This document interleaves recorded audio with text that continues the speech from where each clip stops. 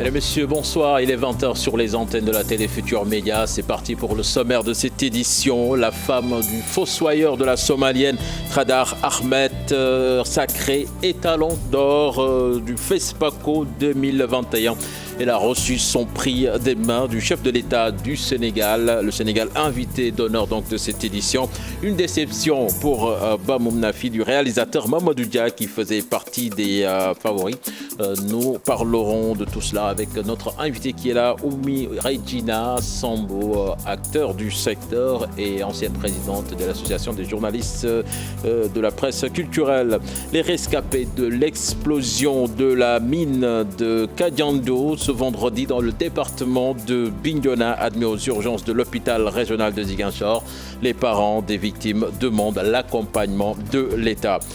2 personnes perdent la vie dans un accident de voiture entre Pâle et le village de Fass. Les sapeurs-pompiers qui étaient sur place appellent les chauffeurs à rouler avec plus de prudence la nuit.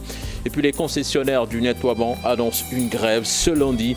Ils veulent contraindre l'État à s'acquitter de sa dette de 7 milliards de francs CFA. Voilà le sommaire de ce 20h. Tout de suite, le développement.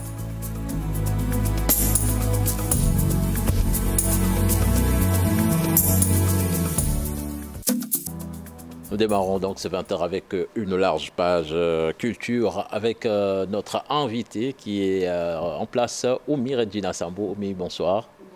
Ravi de vous avoir donc sur ce plateau de 20h pour commenter les résultats donc, de ce FESPACO 2021 qui vient de s'achever à l'instant avec donc la femme du fossoyeur de la Somalienne de Khadar Ahmed, donc étalon du Yenenga, étalon d'or. Donc elle a reçu son prix des mains du chef de l'État.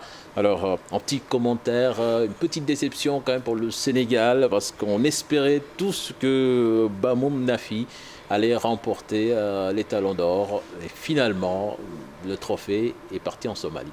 Oui, merci beaucoup. Et comme vous l'avez dit, effectivement, on espérait tous que c'est Bamoum Nafi qui allait être primé, même si on n'était pas sans savoir que la sélection de cette année était une sélection de qualité. Aujourd'hui, on le voit, autant le Sénégal fait des efforts pour pouvoir développer son cinéma. C'est comme ça que d'autres pays en Afrique, sur le continent particulièrement, essayent de faire en sorte de bien booster leur cinéma. Aujourd'hui, c'est vrai, quand on parle de l'Afrique subsaharienne, parce que quand on parle du côté du Maghreb, leur cinéma est beaucoup plus avancé que le nôtre. Nous avons tendance à croire que le Sénégal, c'est un peu la locomotive. Ce genre de désillusion, ça nous ramène un peu sur terre quand même. Ça nous fait revoir que malgré tous les prix que nous amassons dans différents festivals, il y a encore beaucoup de travail à faire sur place pour pouvoir développer et vraiment booster ce secteur. Alors, on y reviendra tout à l'heure, Oumi. Faisons donc plus ample connaissance même avec Mamadou Dia, réalisateur de ce film Bamoum Nafi, ou le père de Nafi. C'est un réalisateur, un scénariste issu donc d'une longue lignée d'imams originaire de Matam. C'est avec Fatiya. L'idée de réaliser ce film intitulé Bamoum Nafi lui est venue en 2014. Mamadou Dia venait d'emménager aux États-Unis pour son master. Issu d'une longue lignée d'imams, il voulait changer le regard que beaucoup avaient de la religion. Il montre ainsi les vertus de l'islam pacifique. Ce scénario, écrit avec brio, n'est pas le premier du réalisateur. En 2016, il sort un court-métrage, Samedi Cinéma. Ce film a été présenté en première à la Mostra de Venise et au Toronto International Film Festival. À la fois scénariste et réalisateur, Mamadou Dia a une expérience professionnelle de vidéo-journaliste sur le continent. Il a travaillé comme journaliste reporter d'images au Mali, au Burkina Faso et dans d'autres pays. Ce diplômé de la New York University Teachers School of the Arts essaie dans ses films d'explorer cette frontière entre réalité et fiction. Mamadou Dia est originaire de Matam. Bamoun Nafi n'a pas tout perdu puisqu'Alassane Sy, acteur principal du film, gagne le prix de la meilleure interprétation masculine. Donc félicitations à lui, à d'autres Sénégalais qui ont été primés. Sacré Poulain d'or, catégorie fiction, court-métrage et talon d'argent du Yenenga, catégorie documentaire, long-métrage. Il s'agit de Molikan et Aïssa Maïga qui font aussi la fierté du Sénégal avec des carrières riches, nous dit Fatiga. Il est l'une des figures du ciné banlieue Dakar. Son nom, Molikan, pur produit de la banlieue dakaroise. Moli a fait parler de lui au Festival de Cannes en 2011 avec son court-métrage autobiographique Moli. Moniteur de l'enseignement préscolaire de formation, Moli suit une formation en écriture audiovisuelle en 2008. En 2016, il est diplômé de l'Université des Antilles-Guyane de la Martinique, option art et culture. Son court-métrage fiction Mourouna, sorti en 2015, a été sélectionné pour le FESPACO de la même année. Pour son court-métrage Serbie ou les tissus blancs, Molikan a obtenu le Poulain d'or. Le grand public la découvre en 2004 grâce à ses rôles dans Les Poupées russes ou dans L'un reste l'autre part. Aïssa Maïga enchaîne avec d'autres seconds rôles marquants. Mais en 2006, elle obtient le rôle principal du drame de Bamako d'Abderrahmane Sissako, un rôle qui lui permet de décrocher une nomination pour le César du meilleur espoir féminin. Née en 1975 à Dakar, Aïssa Maïga perd son père, un journaliste malien, très tôt. Jeune, elle s'intéresse au cinéma, une carrière longue et riche. Actrice, réalisatrice, engagée dans les ONG dédiées à la femme, Aïssa Maïga vient d'obtenir les talons d'argent de Yenenga, catégorie documentaire, long métrage, pour son film documentaire Marcher sur l'eau. Voilà, Omi, donc félicitations d'abord à Molikan, Aïssa Maïga, que vous connaissez certainement, mais c'est plus quand même un produit du cinéma français que sénégalais, même si elle est née à Dakar. Aïssa Maïga, on a d'autres même qui me disent que parfois elle se présente comme une malienne, mais ça ne change absolument rien, on le voit, eux tous pour la plupart, se revendiquent sous le drapeau sénégalais. On peut être fier d'un Molikan qui est un peu produit aussi de ce qui se fait de mieux pour booster le cinéma au Sénégal, comme il a eu à le mentionner dans un de ses discours que j'ai entendu hier, où il rend hommage au professeur Boy, qui a mis en place Ciné Banlieue et Ciné U4. C'est grâce à Ciné Banlieue et Ciné U4 qu'il a pu s'initier au cinéma, qu'il a pu avoir certaines opportunités qui lui ont fait rencontrer de grandes personnalités qui lui ont permis de pouvoir concrétiser certaines choses. Bamoun Nafi, le réalisateur, on l'a tous connu quand on était journaliste sur le terrain, en tant que reporter d'images, quand il a commencé. C'est au Sénégal qu'il a eu cette base qui lui a permis d'aller à New York, de pouvoir apprendre avant de revenir aussi. Et l'occasion, cette petite parenthèse, Alassane Sy qui a le prix de la meilleure interprétation masculine. Quand on vous dit que son film, il l'a fait avec pas vraiment des acteurs, c'est des novices qui ne s'y connaissent pas, et pourtant c'est un film qui a été même présélectionné aux Oscars. Donc ça veut dire qu'en fait tous les petits détails sur lesquels on veut s'apesantir, en parlant aussi de l'obligation de professionnaliser et tout, c'est clair, il faut le faire, il faut formaliser. Mais comme le disait, j'aime toujours à rappeler ces propos de Baba Diop, c'est en forgeant qu'on devient forgeron. Aujourd'hui il faut mettre en place les mécanismes pour qu'on puisse produire, pour qu'on puisse réaliser, et c'est comme ça qu'au fur et à mesure les gens vont apprendre et vont pouvoir développer et vont pouvoir concourir. Et aujourd'hui, on ne doit pas aussi seulement se limiter à un cinéma de festival. Aller dans les festivals, amasser des prix et tout, c'est bien beau tout ça, mais il faut qu'on voit dans quelle mesure rentabiliser ce cinéma, faire en sorte qu'il puisse nourrir ses hommes. Et c'est pas seulement les réalisateurs ou les acteurs, mais il y a tout ce microcosme qui tourne autour qu'on oublie, et que par exemple le FESPACO, cette grande messe qui a tous les 2 ans, nous montre la nécessité. Aujourd'hui, on a vu le FESPACO, ça a été l'occasion de mettre en avant la musique burkinabé, les danseurs burkinabés, la culture burkinabé dans toute sa splendeur.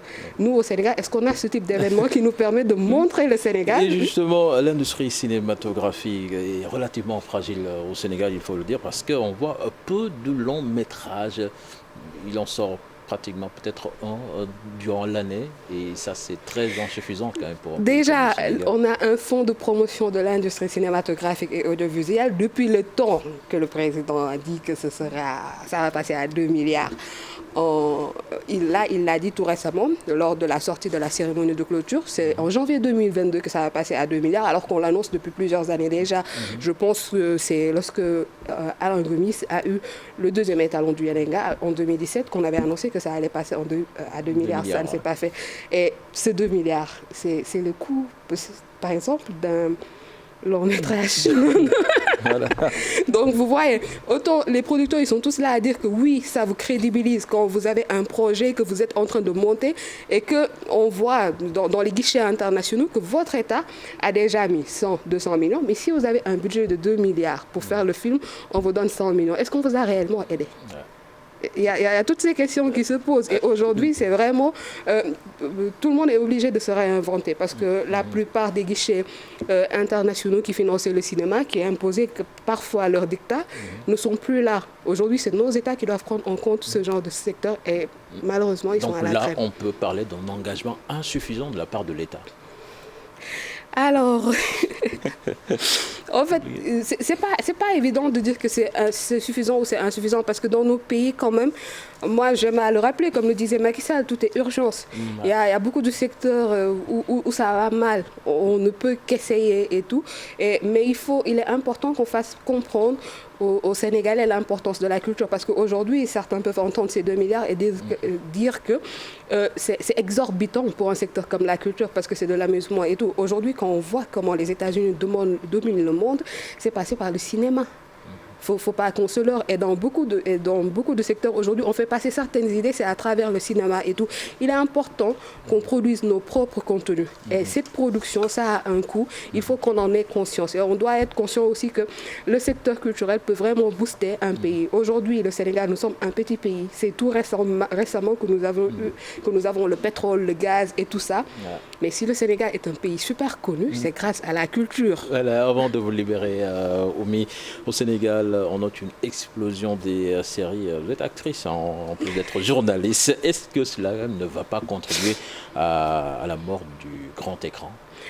Non, je ne pense pas parce que je trouve que les séries ont toujours cohabité en même temps que les longs métrages. Aujourd'hui, ce qu'il faut au Sénégal, mettre en place un réseau de distribution pour permettre aussi que le Sénégalais se réconcilie avec l'habitude d'aller au cinéma et qu'on soutienne aussi les maisons de production pour qu'on puisse avoir plus de production de qualité avec des productions qui nous ressemblent, qui nous parlent et qu'on laisse aussi libre cours à la créativité des jeunes et qu'on respecte les pictogrammes et tout ce qu'on veut, mais qu'on ne prône pas la censure parce que c'est ça qui serait dommage aussi si on en arrive au Sénégal à devoir censurer la plupart des acteurs qui sont dans le domaine de l'audiovisuel. Ce serait vraiment dommage. Et donc, pour moi, c'est ça le seul bémol. Voilà. Merci, Oumi Regina Sambo. C'était un plaisir de vous recevoir sur ce plateau de 20h. Plaisir partagé, cher Tidiane.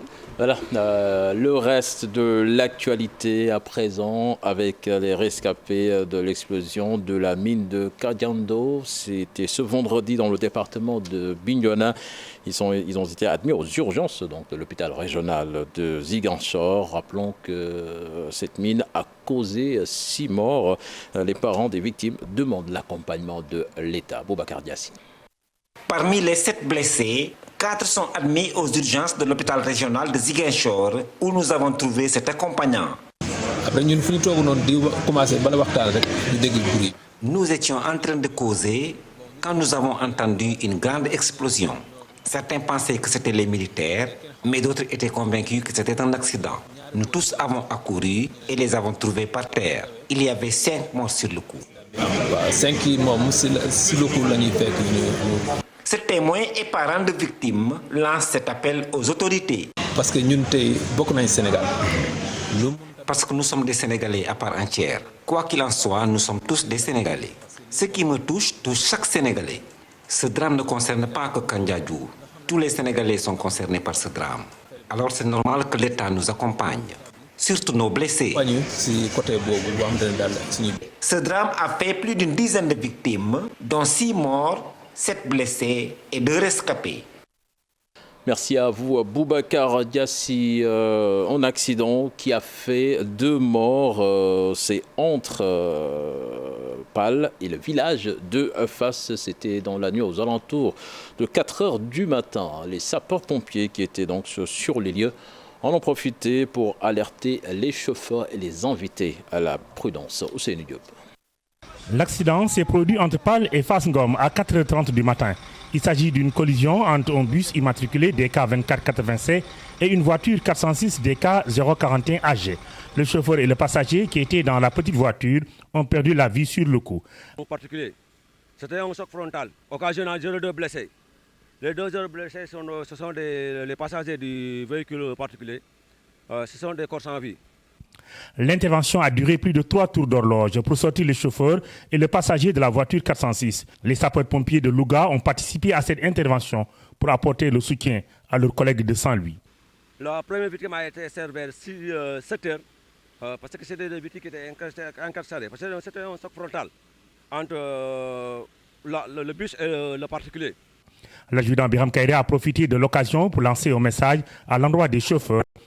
Il les a appelés à rouler doucement, surtout la nuit. Pendant la nuit, il faut que les conducteurs roulent doucement parce que la route elle est extrêmement belle. Les corps des personnes décédées ont été acheminés à la morgue de l'hôpital régional de Saint-Louis. Le chauffeur du bus a été arrêté par la gendarmerie. Vous l'annoncez également dans les titres de ce 20h, les concessionnaires du nettoiement qui vont en grève ce lundi pour obliger l'État du Sénégal à s'acquitter de sa dette envers eux qui s'élève à 7 milliards de francs CFA. L'UCG de son côté appelle à la concertation. Habib Faye, Modou Diop nous en dit davantage. Le décor de la capitale risque de changer sous peu avec des tas d'ordures. Les concessionnaires du nettoiement vont aller en grève. Ils sont remontés contre l'UCG, leur bailleur qui leur doit des arriérés de paiement. Le secteur est menacé par un arrêt la semaine prochaine. Oui, le problème, à ce jour, l'État nous doit plus de 7 milliards. L'État nous doit plus de 7 milliards parce que nous sommes restés plusieurs mois sans être payés. Et ce qui affecte vraiment notre travail. Nous allons observer un arrêt de travail parce que, comme vient de le dire tout de suite M. Ndongafal, à l'impossible, nul n'est tenu. Actuellement, nous ne sommes plus dans les mesures de continuer d'assurer le service parce que nous n'avons plus de carburant, nous n'avons plus de moyens pour effectivement assurer les réparations de nos camions. Et qui est en interaction permanente avec son collègue du ministère de l'économie et du ministère des Finances. Et ils sont en train de chercher une solution pour soulager ces concessionnaires du nettoiement. L'UCG reconnaît avoir de l'argent aux concessionnaires. Toutefois, il les invite à trouver une meilleure solution au problème qu'une paralysie du système. Un budget très important. Mais il arrive qu'en cours d'année, avec la forte activité de nettoiement, qu'on soit soumis à des tensions de trésorerie. Donc effectivement, nous devons une somme relativement importante aux concessionnaires du nettoiement. C'est quand même il parle de 7 milliards, mais c'est un peu plus de 5 milliards. Il faut quand même relativiser parce que nous sommes au mois d'octobre et certaines factures du mois de septembre ne nous sont même pas encore parvenues. Une suspension de la collecte des ordures à Dakar est un signal fort. Mais les factures certifiées qu'ils nous ont remises, on a demandé à la banque les 80%, ils l'ont remis, les 80% sont épuisés. Les leviers de financement, on les connaît. On a essayé au niveau des banques. Actuellement, au moment que je te parle, j'ai 80% des 100 et quelques millions qu'ils m'ont remis, c'est les 2 ou 3 factures certifiées. J'ai demandé à la banque, ils m'ont remis. Mais c'est fini. Et là-dessus, je ne compte pas faillir. S'il faut que moi-même je monte sur un camion pour aller ramasser des ordures, je le ferai parce que c'est un acte de responsabilité. Donc nous sommes en train de travailler sur des plans alternatifs pour au moins assurer la continuité du service. Les concessionnaires n'en démordent pas. Déterminés et réunis dans un collectif, ils déclarent avoir atteint leur seuil de tolérance face aux difficultés financières. Puis 150 kg de chanvre indien saisis dans la nuit du jeudi à vendredi par les éléments de la brigade mobile de douane de Koungheul. Au total, 2 tonnes 500 ont été saisis depuis le début de l'année. Les autorités demandent aux populations une étroite collaboration pour mettre les trafiquants hors d'état de nuire. Oumar Ndiaye, Boubacar Falbop. Il s'agit de 150 kg de chanvre indien qui ont été saisis par la douane mobile de Koungheul dans la nuit du jeudi au vendredi. De la drogue, soigneusement dissimulée dans des sachets en plastique, était transportée à bord d'un camion en provenance du Mali. Nous avons eu à contrôler donc un véhicule d'immatriculation malienne. Et en apparence, le véhicule était vide, mais quand même nous étions déterminés à aller de manière beaucoup plus approfondie pour effectuer un contrôle. Alors, sur le plateau donc, du camion, il y avait donc une bâche qui était posée en haut et nous avons eu quelques soupçons sur la manière dont cette bâche était pliée. C'est ainsi que nous avons décidé de vérifier ce qui était réellement donc, à l'intérieur de cette bâche. Et à notre grande surprise, nous sommes tombés sur du chanvre indien. Au décompte, il s'agissait de 151 kg de chanvre indien. La marchandise est évaluée à 18 millions de francs CFA. À noter aussi que d'autres saisies ont été effectuées ces derniers mois. Au mois de mars, on avait fait une saisie donc, de 1,7 tonne. Au mois d'août passé également, nous avions fait donc, une saisie de plus de 100 kg donc, de chanvre indien. Les instructions qu'on a reçues à nos autorités, à nos supérieurs, qui est notre chef de subdivision, qui essaye quand même de peaufiner des stratégies, de nous dicter également la conduite que nous devons tenir. Parce que s'il n'y avait pas également cette redondance de contrôle peut-être, ou en tout cas ces contrôles-là qui sont systématiques, peut-être nous n'aurions pas donc, tous ces résultats. Depuis le début de l'année, la douane subdivision de Kaffrine a saisi plus de 2 tonnes de marchandises. Toutefois, la douane demande aux populations plus de collaboration pour mettre les trafiquants hors d'état de nuire. En mode politique à présent, avec des élections locales, la commission d'investiture départementale de Dakar s'est réunie sous la présidence de M. Mouloud Diakhaté, président de la dite commission. Et la commission donc a enregistré les candidatures suivantes. M. Barthélémy Diaz de Taxawu Sénégal, M. Abbas Fall de PASTEF, Mme Aïda Niang de Besdouniak, Mme Sokhna Maïmouna Diagne de FPRS, M. Idrissa Diop de MCSS Foula Ak Fayda et M. Daouda Gueye du PUR. Après examen des dossiers de candidature, donc, et ayant constaté le défaut de consensus, un procès verbal a été établi afin de permettre à la Commission nationale d'investiture de poursuivre le travail conformément donc, à la circulaire numéro 2 en date du 15 octobre 2021. Et donc, pas encore de consensus pour la candidature de Yewwi Askan Wi ici dans le département de Dakar. Nous y reviendrons certainement dans nos prochaines éditions. Ouf de soulagement pour les populations de Ouest Foire. Une partie de ce quartier de la commune de Yoff a reçu dans la nuit du vendredi la visite d'autorités et d'autres acteurs pour une opération de désencombrement. On voit cela avec Marcel Maroun et Modou Diop. Tracteurs et camions, agents de nettoiement, gendarmerie, population. Une partie du quartier de Ouest Foire, 6 dans la commune de Yoff, a décidé de prendre le taureau par les cornes à travers une opération de désencombrement. Une opération qui s'est faite selon le respect des procédures. La seule présence de M. le préfet et de M. le sous-préfet en est l'expression la plus claire parce que nous sommes dans un état de droit. Il faut aussi respecter les procédures, il faut aussi respecter le droit des citoyens.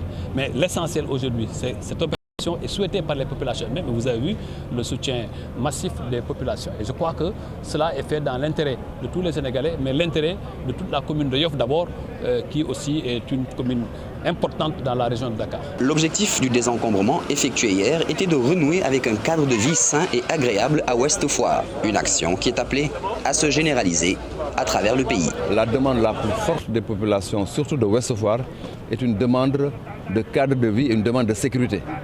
Et Monsieur le ministre vient de nous rassurer. À la suite de cette opération, des dispositions vont être prises, non seulement pour maintenir donc, le cadre agréable, mais des aménagements aussi sont envisagés. Et je me réjouis de voir que cela s'inscrit dans une politique globale. Au-delà de Yoff, il s'agit d'une opération qui sera effectivement élargie à toute la région de Dakar. Et au-delà de la région de Dakar, à tout le pays. Pour leur part, les populations que nous avons interrogées se réjouissent de cette initiative. C'est dur, mais c'est mieux comme ça, parce qu'il faut des règles dans un pays. Ici, à Ouest Foire, il n'y a ni marché, ni école, ni centre aéré. Il n'y a rien pour un bon cadre de vie. Nous avons eu la chance d'avoir la réponse de la direction du cadre de vie, en compagnie avec la gendarmerie nationale et également le collectif Setal Ouest Foire pour venir répondre à l'appel et essayer même d'éradiquer ce problème. Le Sénégal est un petit pays, donc facile à aménager. Et puis nous devons renouer avec les 7 Setal qu'on faisait avant dans les quartiers, les ASC, etc. pour que les quartiers redeviennent tout simplement propres. Rappelons que c'est sous les directives du ministre de l'Urbanisme, du Logement et de l'Hygiène publique, Abdoulaye Seydou Sow, et du maire de Yoff, Abdoulaye Diouf Sarr, que cette opération a été effectuée. Elle a débuté devant le siège de la Fédération sénégalaise sénégalaise de football. Marcel Marot, l'inspectrice d'Académie de Dakar, lance la campagne École sans violence.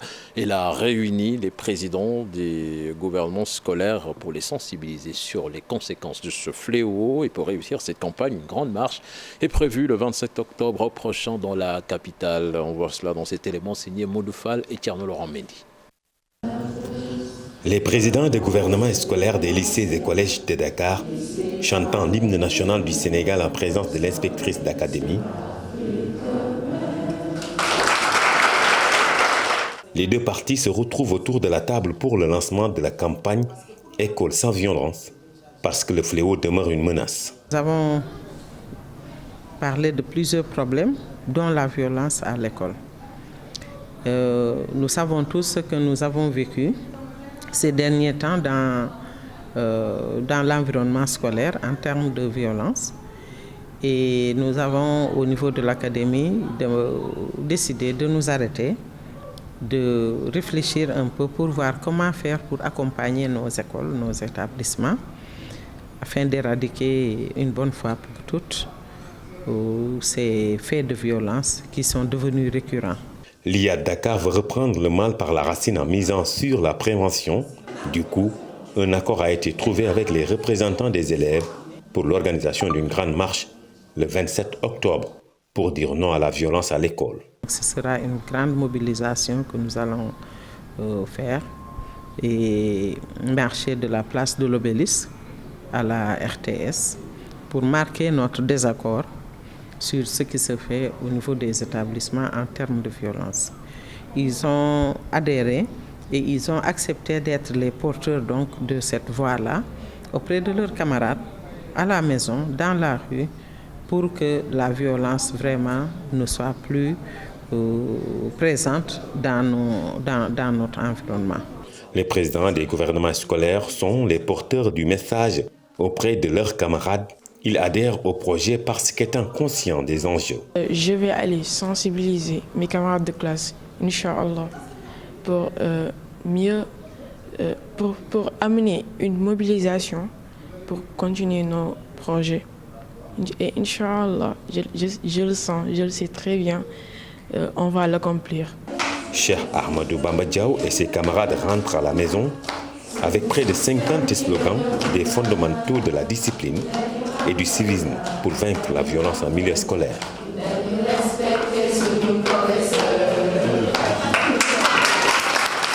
De morsures de serpents de chiens plutôt très fréquents à Thiès. Les chiffres sont effarants. On parle de 121 cas enregistrés durant l'année 2021 et les enfants sont les plus touchés, d'où l'initiative des agents du service d'hygiène régional qui mène une campagne de sensibilisation. Cheikh Diop. Morsure de chien, une problématique au niveau de la région. De nombreux cas sont recensés par les agents du service d'hygiène régional de Thiès. Cette dame a été mordue par un chien. Elle reçoit ici les premiers soins au niveau du service d'hygiène de Thiès. Le service d'hygiène a l'habitude de recevoir des personnes qui sont mordues par des chiens. Donc c'est parce que aussi nous disposons d'une petite unité de vaccination qui permet d'assurer la prophylaxie des personnes mordues par des chiens. Donc on sait aussi que dans la région de Thiès, nous enregistrons chaque année beaucoup de cas. Donc en 2020, rien que les statistiques que nous avons, c'est pratiquement 126 personnes qui ont été mordues par des chiens. Donc pour cette année aussi 2021, c'est pratiquement la même tendance. Donc la dame-là, c'est la 112e personne à être mordue par un chien. Selon le capitaine Idrissa Ndiaye, si l'on y prend garde, ces morsures de chien peuvent provoquer une maladie dangereuse qui est la rage. Avec ces morsures de chien, le grand risque, c'est que ces personnes développent la rage. On ne l'a pas vu dans la région de Thiès. Mais quand même, il y a des risques post-exposition. C'est pour cette raison que le service d'hygiène appuie le secteur de la santé dans le cadre de la vaccination de ces personnes. Un grand problème de santé publique, mais ce virus peut être maîtrisé. Le service d'hygiène est assez outillé pour faire face à ces morsures de chiens. Le service d'hygiène assure d'abord la prophylaxie des personnes qui ont été mordues par des chiens, mais en même temps contribue à la sensibilisation des ménages. Les quartiers les plus touchés à Thiès sont Mbour 1, Dar es Salaam. Des cas de morsures de chiens sont également enregistrés à Fandène.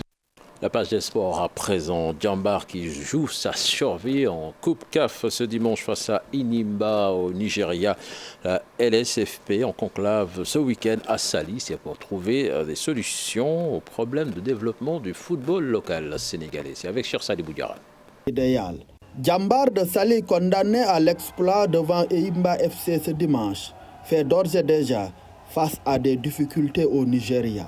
La délégation du club sénégalais a reçu un accueil loin d'être idéal. L'adversaire n'a pas envoyé le bus qui devait la convoyer à l'hôtel. Les académiciens se sont finalement résolus à louer des véhicules 4x4 pour rejoindre leur hôtel. Des péripéties qui leur a empêché de tenir une séance d'entraînement optimale. Inimba FC, qui présente ses excuses, reçoit ce dimanche à 14h30.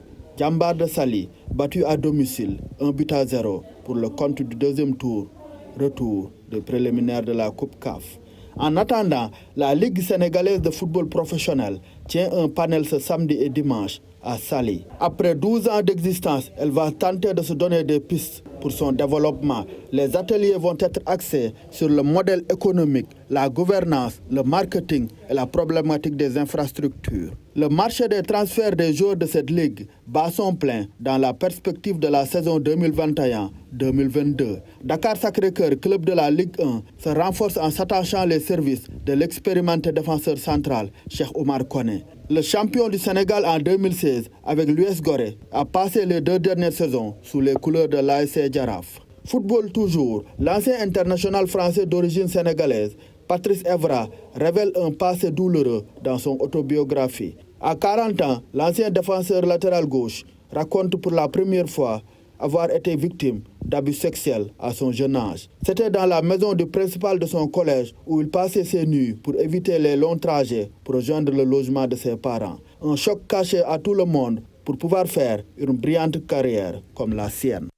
Les ASC doivent s'investir un peu plus dans des domaines comme l'éducation et la sécurité. C'est du moins l'avis d'Émile Zalé, marraine du tournoi de football de Sicap Liberté 1, qui annonce son implication à la création d'infrastructures dans cette localité. Je vous propose d'écouter des propos recueillis par Ahmadouba et Chersali Boudiara. Parce que le sport est un levier de développement. C'est un levier de rendre joyeux les jeunes. Donc, raison pour laquelle nous avons beaucoup de programmes à faire ensemble avec la jeunesse et que nous serons à l'écoute de la jeunesse pour connaître leurs préoccupations. Aujourd'hui, je ne vais pas dire que c'est ce que je veux faire. J'aimerais d'abord que la jeunesse, les ASC, me disent voilà ce que nous voulons et qu'ensemble nous allons le faire. Mais moi, je leur conscientise de changer, de redéfinir leur mission d'ASC. Je l'ai dit la fois passée. Aujourd'hui, je me dis que l'ASC non seulement doit s'impliquer dans le sport, mais l'ASC aussi a beaucoup d'autres rôles à jouer, tant dans le domaine de l'éducation, tant dans le domaine de l'environnement, tant dans le domaine de la sécurité et tant dans le domaine de la formation des jeunes. Voilà, c'était le dernier élément de ce 20h marqué par le FESPACO qui a livré son verdict tout à l'heure. Certainement, nous y reviendrons avec nos envoyés spéciaux à Ouagadougou, Ibou Diouf et Yaya Diallo. Excellente suite des programmes en compagnie de la Télé Futurs Médias.